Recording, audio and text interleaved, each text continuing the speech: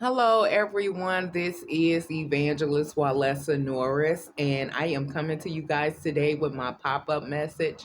And my pop up message is do not lose your birthright. We all know that the birthright, or if you don't know, the birthright is the calling of God on your life, what God has called you to do, what God has trained you to do, the gifts, the talents that He has given you to go along with your calling. Now, we all have different gifts and talents that God give us, but that may not be our calling, right? And as you seek God for wisdom, and if you grow close to God and just through experiences, you'll realize what God has given you the favor, the grace to do, right? Because things turn out well when you walk into your calling. Now, I'm speaking on do not give up your birthright from the story of Esau and Jacob. We all know that they were brothers, right? And a lot of people give Jacob a lot of flack for stealing his brother's birthright, which was his calling on his life. But we do know Esau despised his birthright, right? He didn't think it was nothing wow about it. Maybe because at the time he was in famine or he was in lack, and he really liked his gifts better than his calling that God has given him, right? We do know he was a hunter. He was a man of violence. He would attack stray animals and maybe even people out there in the field. He loved being out there. He loved getting the applause and happiness and cheers from people, especially his dad. We do know Isaac loved it Esau more than he loved it Jacob, right? And maybe because of the gift and talent he was so good in, but he was not following his calling. His calling was to lead the people of God, right? Maybe to break generational curses, maybe to not harm just any animals, right? But dangerous animals that came to attack him. But with him being immature, because he wasn't following his spiritual leading, he was following his fleshly leading, right? The worldly leading, what people liked and seen in him to do. And like I said, with the favor of God, you are open to attacks, and a lot of people are not maybe not like you in the beginning as you start following your calling from God. But it's supposed to be you want heaven to smile down on you more than people, because people change. One minute they like you, the next minute they don't. But if you know you're doing it with a pure heart and you know this is what God has called you to do,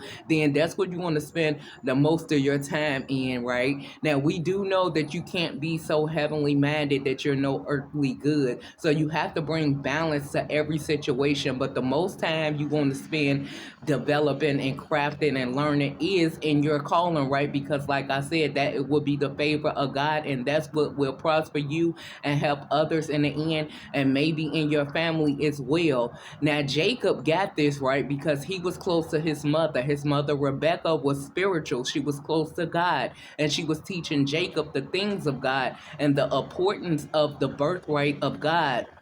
And by Jacob not wanting to be out in a crowd, not caring if he was liked by different people anyway, he spent times in the tents with the animals, with the different people, learning their stresses, learning what they like, and trying to be a compromiser, right? He knew what the birthright meant, and he seen his brother Esau taking advantage of it, right? Or not really caring about the birthright due to his immaturity and not knowing who God was and what God was requiring of him, because most of his time was spent on the gift that God gave him, where he got a lot of people applause and approval, and which was his father's approval, right?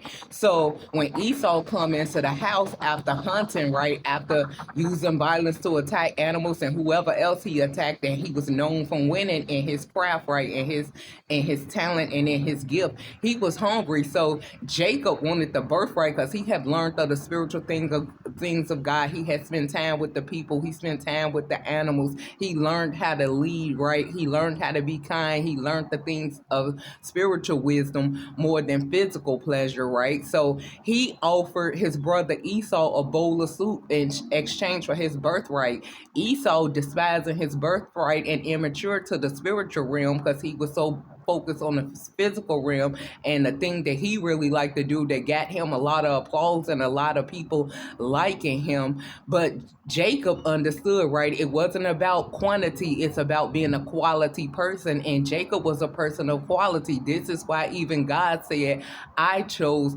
Jacob, but Isaac chose Esau. But we know no one can win against God. And the only reason why God chose Jacob, even though the way he got the birthright and how he deceived his brother, but his brother went along with it. He didn't care nothing about it. He said, give me the food. You can have the birthright. What is this going to do for me? And I'm hungry. And we all know we go through tough tests sometimes, especially in our calling. We may be lacking money. We may be lacking